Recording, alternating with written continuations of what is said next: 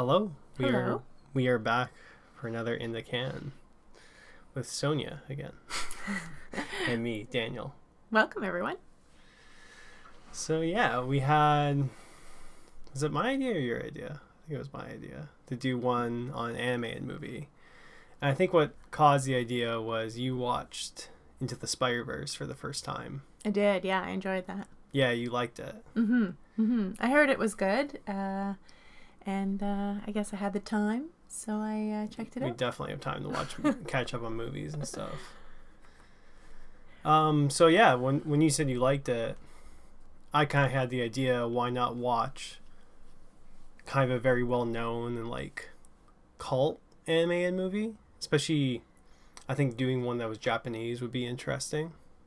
And one that still has influence today, whether it's like it's still an ongoing series or just like movies in general, or directors still like saying this inspires me visually. So I decided to do Ghost in the Shell, the 1995 anime classic. And it originally comes from a manga comic book? Yeah, I or have... graphic novel? Yeah, manga means graphic novel. But yeah, I have not read the manga. I think I would like to at some point. It'd be interesting. Yeah, definitely. But I saw Ghost in the Shell, I want to say I saw it for the first time maybe like 4 years ago. And then I saw on TV a couple days ago. And I was like, this would be, I think, something you would probably find interesting or like. I think a lot of films and television shows nowadays come from graphic novels. Right? Well, and yeah. And in Japan, it's such a big industry. There's like, about percentage-wise, like a person annually buys 15 issues per year.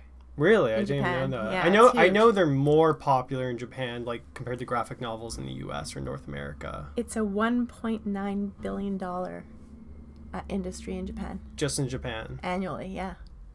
Yeah, so Wow. it's huge. It's huge. It's I guess a main, like we read books, but not everybody reads 15 books a year. Yeah, that's crazy. But I guess they do. And yeah, I've definitely read more like American graphic novels. I'm currently reading Goodnight Pumpon, and that's kind of my first manga series I've read. But I've watched other animated films or TV shows that are like based on mangas. I started the Walking Dead. I enjoyed that, but I didn't finish it. I started it with you. Gotta finish it. Gotta It's finish great. that one, yeah. Way better than the show. Definitely it is. Maybe the show, the beginning of it started, but yeah, we're Yeah, getting off track. That's a whole nother thing we could talk about. But yeah, so I thought it'd be kind of interesting, like almost like a bit of, yeah, not culture shock because you watch other foreign language films, but it's like you've never watched like a fully animated Japanese movie.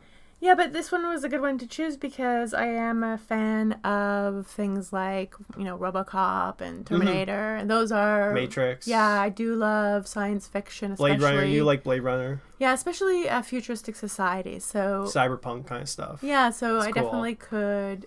this was a good one to pick for me. Yeah, I had a feeling. And even Michelle was watching it, and she seemed to dig it too. And related to, like, sort of how we started off the conversation as far as Spider-Man... I know it's not exactly done in the same way, but for me, what I grew up on was watching reruns of animated Batman and Spider-Man. And there is a certain style that's in this, like a little bit on the primitive side, that did remind me of that. In what way? Just the way the characters were illustrated and moved around and some of the shots and stuff like that.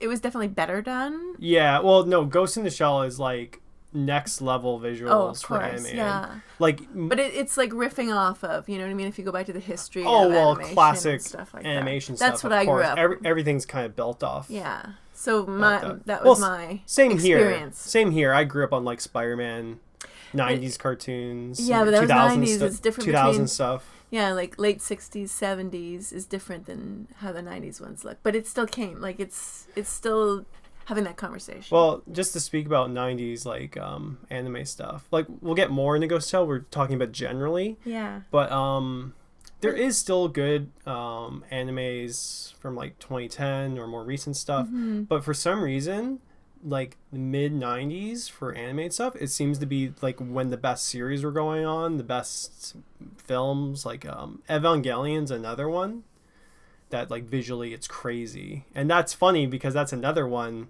other movies have ripped off. Pacific Rim is basically Evangelion, which is another Japanese anime series and movie. Interesting. Yeah, it's pretty crazy. There's a lot of like contrasting stuff. Like I think there's even like a Black Swan. There's a Japanese anime that's very similar. Well, one of the main themes of this film and those films too. Let's talk about generally the movie. If you've never seen it, basically it's about a cyborg cop that basically has a human consciousness, and it's about her kind of like questioning what makes her different from humans to cyborgs, and that's kind of like a main theme of the film is like those lines are starting to blur because they show a human get hacked through the movie, and then her being conscious, even just wanting to go diving, doing very like human things. Sort of that human and technology, and sort of the combination of the two, and evolution of how we deal with technology. And the main plot is like this rogue AI that's like an evolved AI that can like run networks, hack anyone, whether they're human or cyborg. And the movie's almost kind of about the Matrix, wouldn't you say?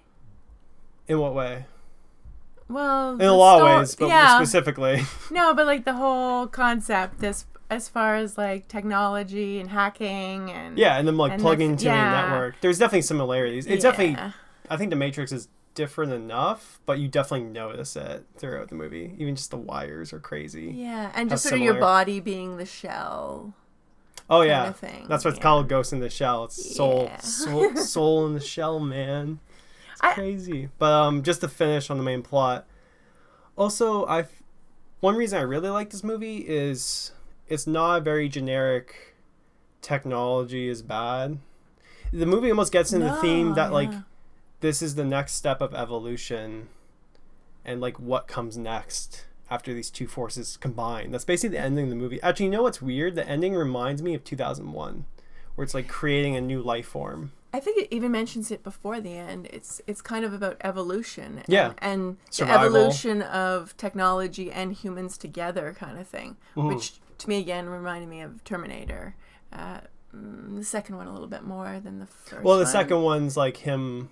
Even some of the imagery, becoming more like, human. The second one focuses on that, When you see through the eyes of the, I guess the ghost, where she sees sort of horizontally like a digital computer. That's like totally Terminator in the second one. What year was the first Terminator? The first Terminator was 1984, and the second one was 1991. So it's just before, So I'm sure that was like.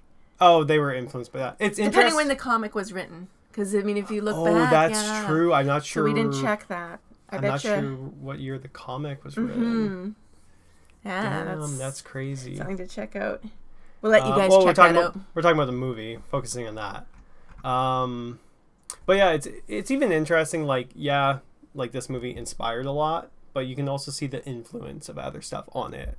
Like definitely Blade Runner. Yeah, definitely Blade Runner. Probably, especially the city. Even if the visual, like seeing like their green vision and stuff is ripped from Terminator, maybe it's not, but even that, I'm sure that was influence. Well, just also the robot being almost human, and the female robot, and wondering, who she was and her identity from robot to human. That conflict. Yeah, kind of questioning. It's the same. It's different than like how Terminator 2 approaches it. I probably like this movie how it approaches it more. It gets a bit more abstract. Definitely is. Did you find this movie confusing?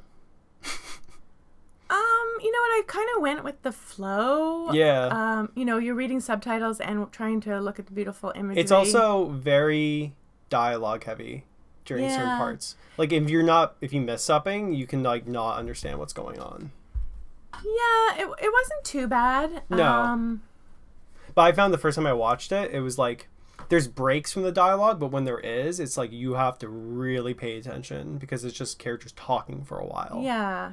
Well, it's definitely kind of, they're talking about it's very deep. it's deep because they're talking about philosophy. They're talking about enlightenment. I think there's a lot of religion Yes, symbolism I think in it. so. That I think almost like reincarnation, because Yeah. it's sort of like, they show this tree of, almost the tree of life, and they're showing they how they fully show it. it's like it's about evolving as humans, about learning from things and to continue to learning. During that end scene, he's like, the robot like shoots that tree of life, but he doesn't shoot the top portion. I forget what, there's a reference to something Well, religious? it's probably like probably enlightenment, the top level of enlightenment, like a Buddhist. And I've heard people refer to Matrix in the same way, talking about it as a Buddhist. Everything there's is like, tons of like Buddhism stuff in the Matrix. Yeah, so I think it's very much about how we evolve, and then how we have to adapt. With computers and this technology, it's going to help us to evolve. Like the two characters in the film merge together and accept that they should merge together and change.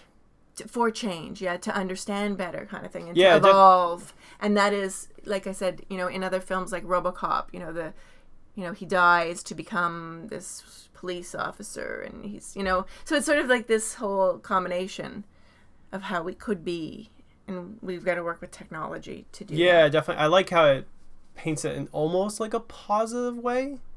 I think so. I think it does overall. Compared to technology killing us all, like in Terminator. Yeah. But even in Terminator, as you watch it, he becomes sort of the... Terminator 2 gets more deep. Yeah, they sort of like, he becomes friends with the Terminator, So it starts to become a relationship. So I wanted to talk generally, just like stuff that sticks out to this movie this day. And I think rewatching it, like, I start to notice like what I like about it even more. So obviously the themes are really cool. It's a very deep movie. But just the atmosphere of the movie is very different. It's illustration is fantastic. Even the background. Lighting, Background scenes. Every single shot is like beautiful. Yeah, the background scenes are like a painting basically of the city. Sometimes they look quite real. It's very atmospheric. It's definitely a movie, and I was watching a video about how Japanese manga or illustrations do this in general. They can be very meditative, and like they're not always focused on what's next.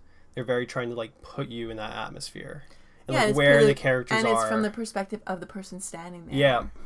And the colors, like, they're really smart as far as like composition of the scene.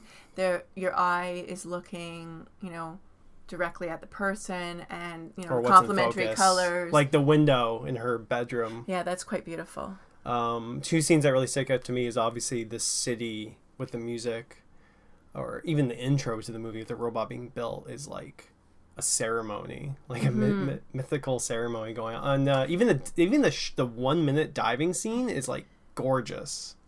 Yes, and going back to the window, I actually think it's quite deep, that visual image, because they show her on the bed, sort of waking up, or almost you could say being born at that moment, because it's the beginning. Well, that just came from the intro of like her being made, exactly, basically being born. Yeah, exactly. And then what's interesting, light-wise, is the light is coming from the sky, and so the sky you could interpret as sort of the heavens. Yeah, or God, you know. So she's being created by God, a woman. And I do find it interesting. This is one of my questions I wanted to ask you, Daniel. Sure. What you think about, the main character, the main person, or, person/robot in this film being a woman, kind of like the Ex Machina. Am I saying that right? Ex Machina? Yeah, sorry, Ex Machina. Was she? Because usually it's not. Like it's interesting how... It's usually a male character, you're saying? Yeah, it's usually a male character, but, in that movie and this this film, it's a woman, and even how they show her, like, they're showing her kind of naked, and, it's very breast angled, I'm going to call it. But they do it in an interesting way, and I'm not sure what the intent was. Yeah, this one, wait, Sam, I'm trying to get what you why mean. a woman? Why a woman? Mm-hmm. It wasn't like... What's interesting, too, is the other, not main villain, but the other character he fuses with is actually a male AI in like a female body, which was kind of interesting. I'm not sure what... So she's kind of like a mixed gender at the end, if you think about that. Yeah, it's the two combining, Mm-hmm. definitely at the end. It's just interesting that it's a woman as the main character. I like her character. I think she has some interesting dynamics throughout the film. There is a kind of nudity in the movie, even though she doesn't have parts, kind of because she's a cyborg.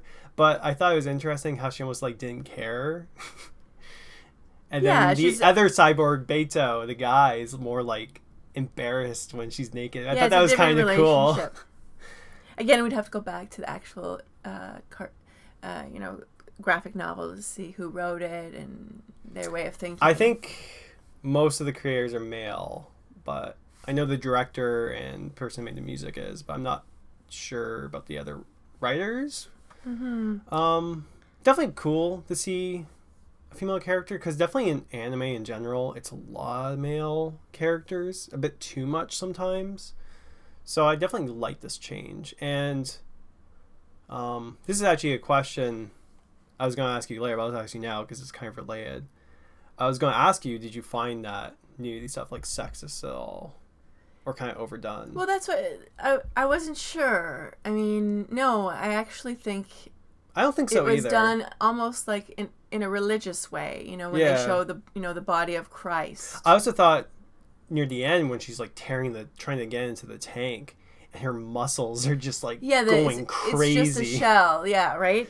It's a shell, but it could have to do with birth. It could have to do, sort of that reincarnation, and the woman, sort of continues on life kind of thing. It could have some kind of connection in that way. So no, in some ways, no. I don't think so either. I don't think it was done in a bit sexual way. When you first watch it, it's kind of whoa, why is she naked all the time? But then on your second watch, you're whatever. But when you put Scarlett Johansson into the conversation, then it becomes something different. Don't get into that. But what I was going to say is, it is a problem in, I think, a lot of Japanese stuff in general. I've noticed it in anime specifically. It's to the point, I've seen series where that's not in there and there is good female characters. I think Full Metal Alchemist actually has some good female characters, and it's not crazy over sexualized or anything, but it is a problem. You see it a lot, and there's a lot of I feel it's for 13-year-old boys sometimes, that kind of stuff. Well, graphic novels from Japan, I mean, there is a heavy influence of English or American influence, right? You can even see in their in their features, in their eyes, the main character has blue eyes, kind of thing, and that's interesting, and big wide eyes, so this is an American influence. that can be more. That's just more of a general. Sometimes that's more of just a general animation thing when the eyes are really big. It's so you can show emotions more easily. Well, it's also showing beauty of sort of the American beauty kind of thing. Maybe so I would say not as much Ghost in the Shell, but maybe some other ones, yeah. But going back to it, it's a nice change, Ghost in the Shell. It not being overdone or There's constantly, because a lot of switch back too, with. I mean, and you can speak to this as far as sound goes. Wait, let me just finish, and we'll get into that. Because I just wanted to point out, a series like Evangelion, great story, great characters, amazing art, amazing visuals, amazing everything, but it has those kind of slightly sexist, overdone shots that I swear to God, I'm just blocking it and ignoring it from my brain so I can focus on the good shit, because a series like Evangelion is so good. Yeah. But it's in there and I hate it. But Ghost in the Shell's nice because it's not, I would say it's not really in there. No, it's approached in a different way. Yeah. And what were you going to say about audio? Well, some of the changes in the film, sound helped, right? Technology sounds. Just the sound design in general? And visually, too. It was a nice combination or changing of scenes kind of thing. Just whether it was an action scene or just them in the city streets, or the sound just adds so much atmosphere. Even when the side characters have those crazy hands just clicking on everything. Yeah. I love that. That was a neat scene. And the music in general, speaking of the audio, the music, I think we mentioned this before, it feels like a ceremony, some of the music, or a religious experience. Children singing a choir. there's a little bit of that in the background a Yeah, couple times. definitely like religious vibes from it. But then there's like very atmospheric tracks. And then more just like blissful, beautiful tracks. Like the 1 minute diving scene again, like that track is amazing. I heard a comparison also to Westworld, which I've watched just a little bit. Oh, so it's talking about like just stuff that's been influenced by it. Mm-hmm. The intro for Westworld is basically Ghost in the Shell's intro. Oh, really? But done with like more like a white gooey theme. If And- you and watch actually, it, when you watch Westworld it is again, a girl, right? The sort of the robot person or Yeah. that person is a woman also. I've only seen the first 2 seasons of it. I started to tune out after a bit. Yeah, I haven't watched the whole thing, but my First season solid. After that, my impression of that too is the way they show her. I mean, it's Oh, not. It's that like a could be confidence, a sexual confidence that she has. Yeah, and I think she is She's the not main conscious character. of it, but the way she carries herself is a similar kind of way, maybe slightly more sexualized, but yeah. In this Yeah, Ghost that in the could be- Shell is a that little could be bit more.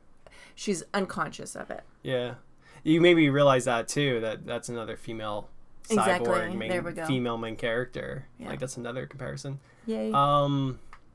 For other people, so my friend Andre, he mentioned that the 2 brothers that made The Matrix, when they pitched it, they were like, we basically want to make a live action Ghost in the Shell. Like that's how influenced it was. And you can see in the action scenes, you can see it in the wires they plug in. Even one of the beginning scenes when Beto and the other cop is like they're in like a bunker or something, and he's like watching his screen. It looked like the Matrix like ship they were in.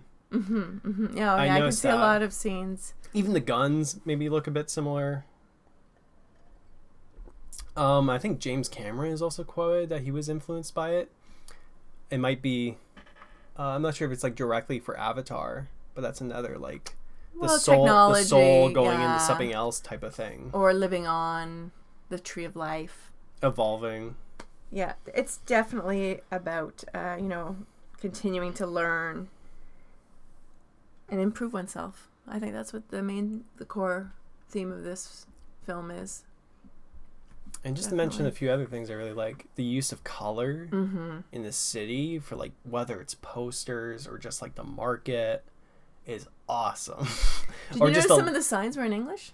There was a couple of things that were in English. Yeah. Oh, really? Yeah, there was Japanese, but then there was like the city's definitely supposed to be like a very modern but futuristic. Apparently, this is a Japanese movie, but apparently the city is based off Hong Kong. Okay. I found that out. Yeah. Making a futuristic Hong Kong, so that makes sense. It's the blending of other societies and like making something new, which goes into the main theme of the movie. Yeah, it was a good one to watch. Definitely good choice, Daniel. Yeah, I'm glad you liked it. Because normally, getting people into like more animated stuff or anime in general is a little bit hard. You definitely have to pick like the right thing. Because some people like anime, but they maybe only like Studio Ghibli stuff, which is more like the Disney of Japan. So it's a lot more like family friendly type of stuff. I think you just have to be open to trying something if it's different. If it's a good movie, it's a good movie. Like, doesn't matter. So I have a few questions for you. Oh, okay. Sure, yeah. Okay. So overall, did you enjoy your first anime film? First Japanese animated film, I would say. Overall, you liked it? What would you give it out of 10? Yeah, I liked it that it was a science fiction. Cyberpunk stuff. Yeah, I liked that, the main character kind of was a woman trying to figure out her identity. Yeah. her kind of, figure out the human side and how to, work with technology, which is something that, we work on all the time, and even when we buy technology, we have to evolve with it and learn. Yeah, learn it. Yeah, and it's being updated and stuff like that. So, yeah, Ghost in the Shell doesn't feel outdated at all when you watch it. exactly, and everybody, doesn't matter how old you are, you have to evolve and adapt, and learn new stuff. Yeah, exactly. Survive. Yeah, to survive. Yes. What would you give this film out of 10? Ooh. You would think? Yeah, I think it would definitely be up there. Like an 8 or 9? 8.5. That's a solid rating. Yeah, I think so. I think on my first watch, maybe an 8 or something, but I think now I give it a 9 after seeing it a few more times. I really like it. It is something you probably would want to watch more than once, just because of the way the subtitles go. Yeah, no, you get where the story's going. You start to notice more of the symbolism, and just like you just notice more, and it becomes a better film. Actually, this film was a bit panned when it first came out of being a bit too confusing. I think Rogers Edward or whatever, that reviewer's name, said it's beautiful, but like it's confusing as shit. Well, I think because you want to look at the visual, and reading kind of distracts you from that kind of thing. So it's like, I mean, I wouldn't say that. Yeah, well, because it feels very. Maybe I'm a slower reader, and I'm distracted from I want to look because there's so much going on in the visual.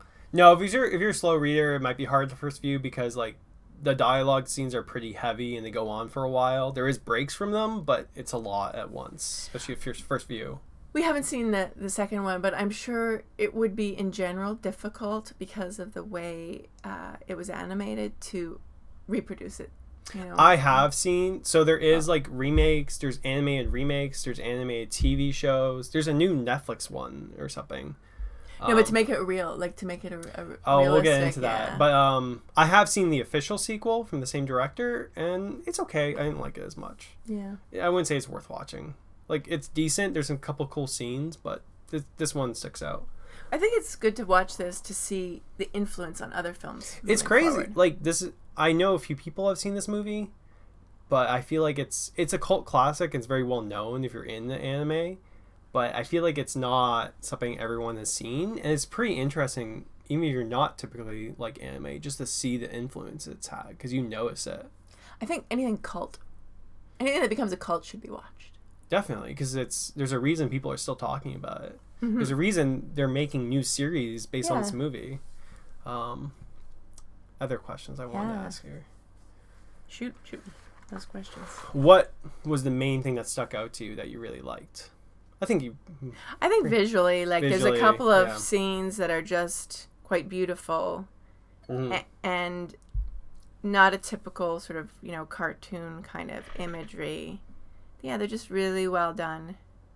Yeah, and like you said, the whole concept of the film is sort of to think about things or to meditate on things. Yeah, so the film gives you time to do that. Yeah, and so some of those illustrations or some of those scenes that are animated have a meditative feel to them. So they give you time to sort of, not a huge amount of time, but they give you a short period to just really be in that moment.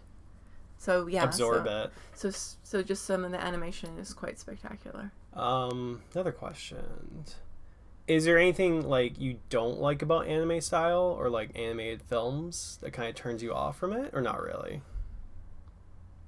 Not really. I guess when you're doing an animation, like it's sort of if you're the composer of it, it's kind of like why choose anime to tell that story.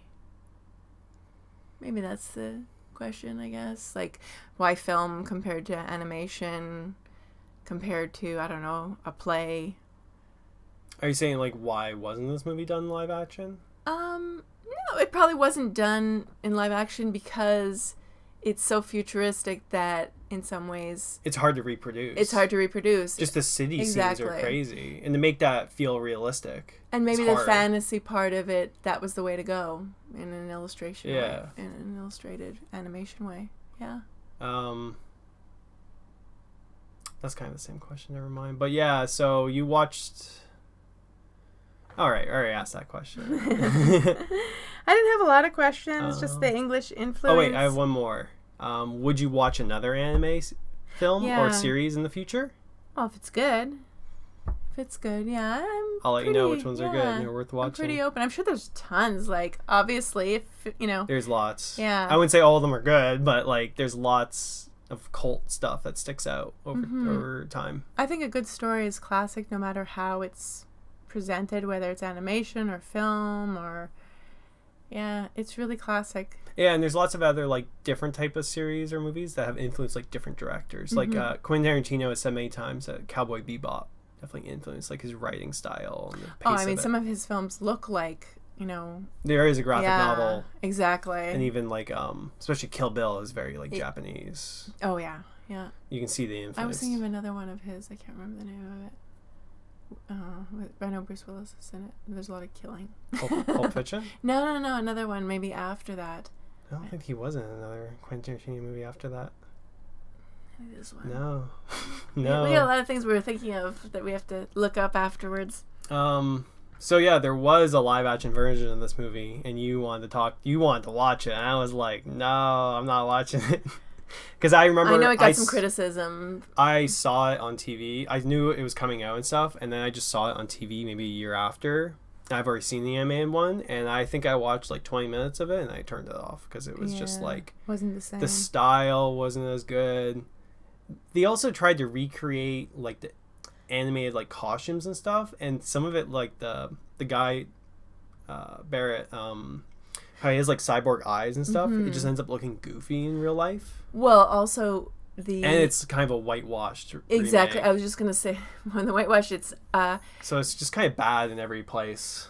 Well, even the nudity that's in the animation, obviously the actress said no to that one. Yeah, so she wears a full body suit. Yeah, that makes her look naked, but not quite like naked. Really. So that's very American to do that. Yeah, and apparently, like, I haven't fully watched it just because it's such a drag, but apparently they dumbed down the plot and like change the plot. I think, that's what I read too. And they also changed the order of scenes.